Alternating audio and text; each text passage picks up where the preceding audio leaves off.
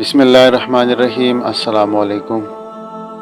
ہماری زندگی کے بہت سے امور آگ سے وابستہ ہے، بلا واسطہ ہم اسی سے فوائد حاصل کرتے ہیں۔ ان فوائد و منافع کے باوجود آگ ہماری اجسام و اموال کے منافی ہے، اس لیے آگ کو ہمارا دشمن قرار دے کر سونے سے پہلے بجھانے کا حکم دیا گیا۔ سردی کے موسم میں عموماً لوگ ہیٹر چلاتے ہیں۔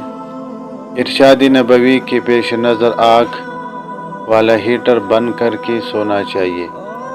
حدیث نبوی حضرت ابو موسیٰ عبداللہ ابن قیس اشعری رضی اللہ تعالیٰ عنہ سے روایت ہے کہ مدینہ منورہ میں ایک مکان رات کے وقت جل گیا۔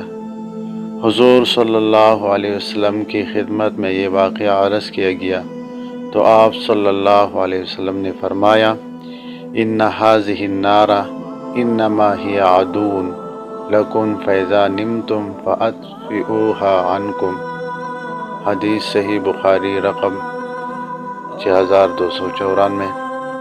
بلا شبہ یہ آگ تمہاری دشمن ہے۔ جب سونے کا ارادہ ہو تو اس نقصان سے بچنے کے لیے اسے بجھا دیا کرو۔